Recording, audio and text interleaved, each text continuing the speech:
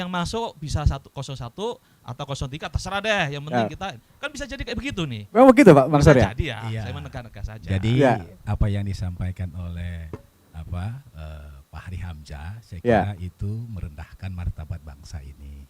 Teman-teman konsistensi setiap debat itu akan merubah 3-5% aja. 3-5% aja. Maksimal 8. Maksimal 8.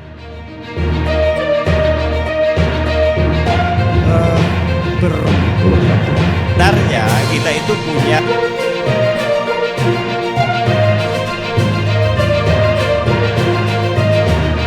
tanggapan bisa KPU Kabupaten Kota. Kalau dia pakai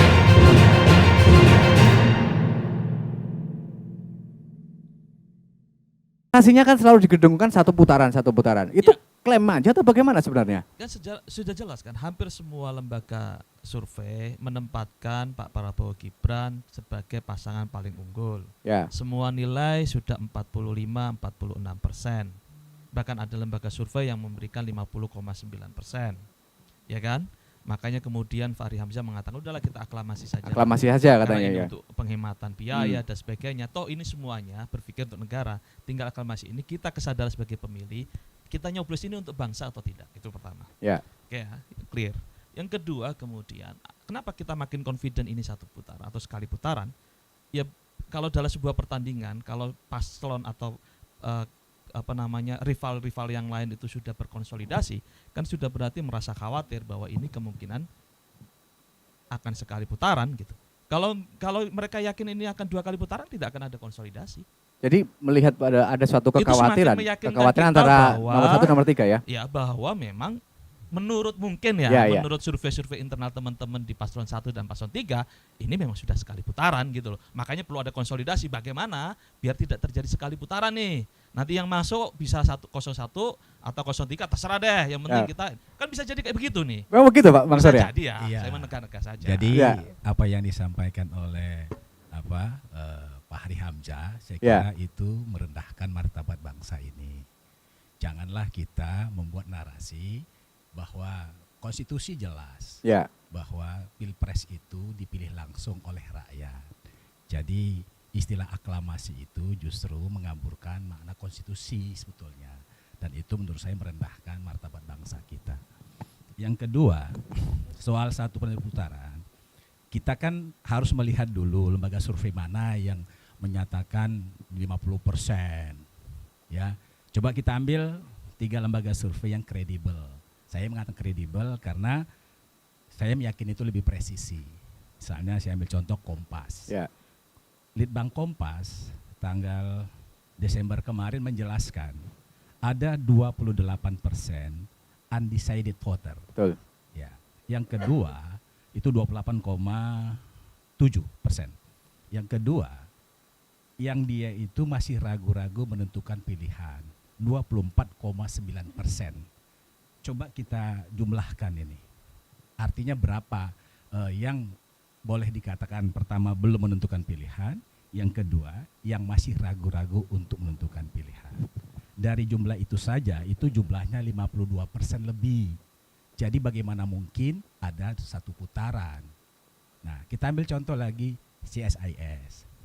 CSIS juga sudah membuat satu survei terhadap pasangan-pasangan ini, tidak ada yang sampai melebihi dari 45% gitu loh. Nah, kita ambil lagi contoh lagi indikator politik. Juga seperti itu. Bahkan kemarin ada lagi survei ya seperti dari kedai kopi itu malah angkanya pasangan 02 hanya 38%. Jadi janganlah kita membuat narasi ya seolah-olah gitu loh. Jadi ya kalau mau melihat survei-survei yang nggak pernah kita dengar lembaga surveinya, yang tidak tahu bagaimana dia selama ini melakukan kegiatan-kegiatan surveinya, saya kira ini ya kita ini kan masyarakat sudah cerdas. Tadi bayangkan kita yang berada di dalam ini saja, akademisi, terus ada PKN itu tidak menyatakan satu putaran gitu loh Mas Agus. Itu semuanya mengatakan 2 putaran gitu loh. Artinya kan itu kan rasional saja gitu loh. Narasi-narasi 1 putaran atau 2 putaran itu sengaja didengungkan untuk membuat booster. Saya kira ini karena kegamangan daripada kita ambil contoh gini. Ini kan ada dua perpaduan antara Pak Prabowo dengan Pak Jokowi. Ya. Yang dulu bertarung 2019. Harusnya ini surveinya Pak Prabowo itu tidak di angka kisaran 40%-an. Harusnya tidak seperti itu. Harusnya berapa, Pak? Ya 60 lah. Kalau memang pasangan ini kuat gitu loh. Tapi kan faktanya kan tidak. Nah, jadi kalau misalnya tidak sampai 60%, hanya 40%, itu berarti ada sesuatu. Artinya masyarakat hari ini sudah semakin cerdas untuk memilih pilihan paslonnya yang terbaik gitu loh, di antara pasangan calon ini gitu loh. Nah, jadi saya melihatnya justru ini ada semacam kegamangan. Ya boleh tidak sampai panik, mungkin sudah hampir juga boleh panik gitu loh. Karena melihat ternyata begitu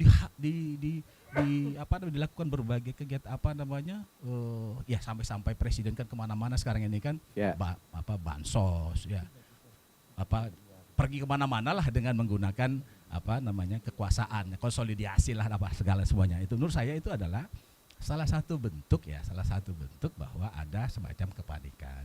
Nah, oleh karena itu penggiringan opini seperti ini saya kira kenapa misalnya 1 sama 3 hari ini berkonsolidasi tidak lain karena ingin memastikan bahwa ke depan ya kita nggak tahu persis ya bagaimana elit politik dari pasangan 1-2-1-3 ini kenapa harus berkonsolidasi ya, karena menurut saya kan ini sangat pentingnya pemilihan pilpres sekarang ini sangat penting sekali buat bangsa ini. Bukan bentuk kepanikan seperti yang disampaikan Mas Agus tadi. Justru bukan. Justru inilah cara kita supaya ya kita terus terang aja Mas Agus ya. Kita kan tidak mau rejim ke depan ini punya cacat moral etik tadi itu gitu loh. Itu kita kan nggak mau. Kita kan nggak mau yang seperti itu. Kita kan mau kan ke depan ini bagaimana presiden kita ini benar-benar dia adalah memang pilihan masyarakat. Dia benar-benar yang secara moral etik dia memang pantas untuk duduk sebagai presiden atau wakil presiden. Ya, baik. Pak Sahat, gimana Pak Sahat? Terima kasih atas pertanyaannya, 1 putaran atau 2 putaran. Tapi sebelum ke sana, saya mau menanya kita semuanya. Ya.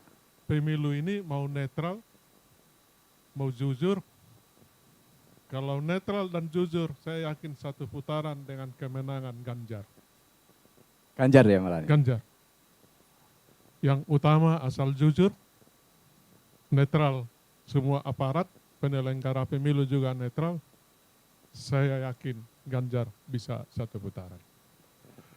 Apabila ini tidak dilaksanakan dengan jujur, kemungkinan besar harus 2 putaran. Bahwa Satpol PP di salah satu daerah, di mana itu? Ya. Di Garut. Yang jelas-jelas di kantor pemerintah menyatakan ke nomor 2. Jelas-jelas. Sudah tidak boleh kampanye di kantor pemerintah, itu kan aset negara, kantor Satpol PP itu. Datang Muldoko bilang, ya itu kan bukan PNS, katanya mulai kapan Satpol PP bukan PNS? Kok jadi tambah bodoh kita bernegara ini? Kira-kira begitu, itu di Kompas TV Pak, tadi pagi. Jadi itu sudah mulai mengarahkan ya kurang netralan. Apa itu perlu bukti lagi bahwa Satpol PP di Garut itu sudah menyatakan ini? Ada rekamannya. Di Batam ini juga sudah begitu kira-kira. Mungkin kalau netral, jujur, Ganjar menang 1 putaran. Itu intinya Pak. Malah Ganjar Mas Agus. Gimana Mas Agus? Saya tadi sebenarnya ingin menjawab tentang survei juga ya, yang disampaikan oleh Bang SMN. Kenapa Bang SMN tidak menyampaikan survei internal partai saja sebagai yang paling kredibel? Kalau kemudian Amin itu menang atau Amin itu mempunyai suara yang cukup signifikan misalkan. Kenapa harus kemudian menjadikan pembandingnya adalah lembaga survei yang lain? Teman-teman 01 pas waktu lembaga Litbang Kompas di awal mereka selalu mengatakan kita nunggu Litbang Kompas, tapi ketika Litbang Kompas memberikan 43% untuk Prabowo Gibran, mereka sekarang kemudian tidak percaya. Gitu. Ini kan sesuatu anomali sebenarnya. Coba aja dicek. Teman-teman nggak percaya. Dan tadi saya harus mengoreksi undecided voternya menurut Litbang Kompas itu cuma 20 sekian persen, bukan 50%, tidak. 28. Iya, cuma itu. Iya, tapi tidak. 28 itu adalah undecided voter. 28%. Pakai mic yang, Bang. 28%. Kalau- Saya sampaikan. Ya, enggak, sebentar. Saya juga punya datanya. Ya. Saya lebih detail datanya. 28,7% itu undecided voter. Yang ragu-ragu untuk menggunakan hak pilihnya itu 24,9%. 24,9%. Dalam Itu clear. teorinya itu tidak bisa digabung, Bang. Kami ini pollster ya. Kita juga pernah di pollster. Itu tidak bisa digabung. Mereka yang ragu-ragu itu mereka sudah punya pilihan, terbagi kepada 3 paslon, tapi bisa berpindah. Jadi tidak bisa digabung dengan undecided. Ya, kan sudah dibilang tadi itu kan yang belum memutuskan itu Nah, ada 28. kalau kemudian ya, kan saya tambahkan. swing nih. voter kan belum tentu 02. Saya Ya. bilang, saya sampaikan dulu ya, lanjut ya. Kalau kemudian 28 itu dibagi secara proporsional kepada 3 paslon, Oh, enggak begitu. Teori voters ya, saya juga mempelajari teori voters. Teori voters itu, undecided voter itu akan memilih paslon yang lemah, tidak akan memilih paslon yang tinggi. Itu boleh dicek teorinya. Jadi tidak benar kalau misalnya 20% itu mau dibagi 3, tidak. Enggak bisa. Loh ya itu memang seperti itu teorinya. Ya. Kecuali memang itu tidak benar teorinya, ya sudah. Nah, tapi yang pasti yang saya pelajari, yang saya pahami juga, coba ditanya lembaga survei manapun. ya, Yang namanya undecided voter tidak mungkin kepada paslon yang kuat. Kecenderungannya adalah kepada paslon yang lemah. Ya, gimana Mas Agus? enggak, tetap saya dengan teori yang kita pahami bahwa undecided voter itu kalau kemudian dianggap mereka belum menentukan pilihan dan dibagi merata kepada paslon, otomatis ya kita sudah 50%. Pukul rata maksudnya, bagi Bukan rata merata, begitu. tidak. Proporsional itu artinya Ya. secara misalkan ini 43, kemudian yang lain 22, salah satunya adalah 19. Maka kemudian itu dibagi merata secara proporsional, dibagi nih undecided ini, maka Prabowo Gibran sudah lebih dari 50%. Kalau itu dibagi. Oke. Mungkin dari Mbak Lina gimana penjelasannya? Kalau saya melihatnya gini, karena kita sudah minggu lalu bicara survei ya, saya Ya. pikir sudah clear kita bicara survei. Saya lebih pada hari ini kita bicaranya fokusnya tuh tentang debat gitu. Oke. Bagaimana bisa meyakinkan pemilih. Kalau masalah teknis mau 1, mau 2, mau siapa lagi itu kan pada aturan ya, aturan KPU gitu, pada penyelenggara. Jadi ini peserta atau penyelenggara kan itu 2 posisi yang berbeda gitu. Tapi beda cerita kalau mungkin pesertanya juga bisa jadi penyelenggara gitu. Jadi kita jangan menjadi peramal pada kondisi kita bukan peramal. Ya, artinya begini. Waktu debat nanti untuk Hankam itu perlu penegasan. Apakah bisa mengubah posisi suara yang mungkin sudah terbangun saat ini dari hasil debat ketiga? Oke, saya tetap sih pada kajian dengan teman-teman konsistensi. Setiap debat itu akan merubah 3-5% aja. 3-5% aja. Maksimal 8. Maksimal 8, tapi biasanya itu 3-5 saja, Mas. Oke. 3-5, tapi bergesernya undivided voters tadi gitu. Itu peluang bisa berubah lagi sampai debat terakhir. Saya duga begitu kan, pasti ada berubah, ada Pasti ada pergeseran tadi. pergeseran. Persoalan dia bergesernya kemana kan nggak sampai sejauh itu. Oke. Tapi bahwa itu akan selalu bergeser pada model dinamika yang seperti itu. Ya. Susah Mas Asagus. Kalau misalnya tadi ya untuk mau membuatkan satu putaran itu sangat kecil banget sekali. Itu para ini semua yang ngomong ini, bukan kita gitu loh. Loh, mau ibu ya nggak apa-apa, mau ibu dosen kenapa rupanya? Kan nggak ada masalah. Yang namanya untuk menentukan bahwa bisa lompat sampai 30% itu saya kira enggak. Yang pasti yang menaik itu sekarang ini yang naik itu posisi persentase itu adalah 01. Ya. Yang dulunya dari awal dianggap paling buncit, sekarang kan sudah naik ke 2. Yang biasanya 3, nomor 3 ya biasanya. Iya, biasa nomor 3 kan. Ya. Ini kan sekarang kan sudah naik. Dan menurut saya ini dalam waktu dekat ini juga akan meningkat lagi gitu loh. Kenapa? Karena memang kecenderungan itu jelas gitu loh. Ini sorry ya, dengan keterbatasan oleh posisi Amin hari ini yang tidak punya presiden, ya itu bisa seperti itu loh peningkatannya hari ini.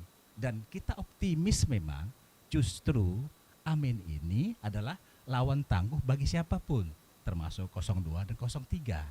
Dan saya yakin insya Allah kan kita pemilu tanggal 14. Ya, Bukan hari ini pemilunya. Tadi kan kata Bu dosen kan itu bisa berubah. bisa berubah. Terus menerus. Nah, maka 14 itulah sebagai juri yang adil. Bagaimana caranya? Kita memastikan pelaksanaan pemilu tidak ada kecurangan. Semua pihak harus netral, terutama birokrasi sipil dan militer. Ya, jangan sampai gara-gara hanya kepentingan ada di sana yang harus diperjuangkan karena ada anak di sana, lalu semua pihak tidak lagi mengindahkan soal netralitas. Dan itu yang menurut kami yang hari ini 01 meyakinkan kepada seluruh pemilihnya agar kita seluruhnya itu pada hari H, ya, itu bagaimana caranya kita pastikan di TPS-TPS tidak terjadi kecurangan. Baik. Ya, Singkat aja. Saya agak menambahkan, saya setuju dengan Ibu dosen ya, secara ilmiah. Coba lihat Litbang Kompas dan kemudian CSIS, itu surveinya adalah setelah debat pertama. Makanya betul, ada perpindahan mungkin sekitar 2-4 atau 5%. Itu benar, yang kemudian dianggap bahwa awalnya sebelum debat pertama 01 itu ada di posisi ketiga, setelah debat pertama dia bergeser ke posisi kedua. Itu benar, karena tadi benar teorinya Ibu dosen tadi benar bahwa perpindahan hasil dari debat itu selalu konsisten antara 2-5%. Dan itu terbukti. Tapi untuk yang hasil survei kedua, setelah debat kedua kita belum mendapatkan info ya. Apakah setelah debat kemarin yang cawapres itu ada konstelasi yang berubah, kita belum tahu. Tetapi bahwa kemudian perubahan hasil survei itu apakah signifikan, saya hanya tadi kalau misalkan digunakan Litbang Kompas, ya sudah jelas CSIS jelas. Kalau itu kemudian merata dibagikan kepada seluruh paslon secara proporsional. Tadi sudah disampaikan. Sudah jelas. Ya, baik. Tribuners, tentu saja perdebatan mengenai 1 atau 2 putaran, pemilihlah nanti yang akan menentukan. Dan rakyat disinilah juri yang sebenarnya. Minum es, makan dadar gulung, saking enaknya sampai lupa mantan. Pilpres segera berlangsung, akan 1 atau 2 putaran.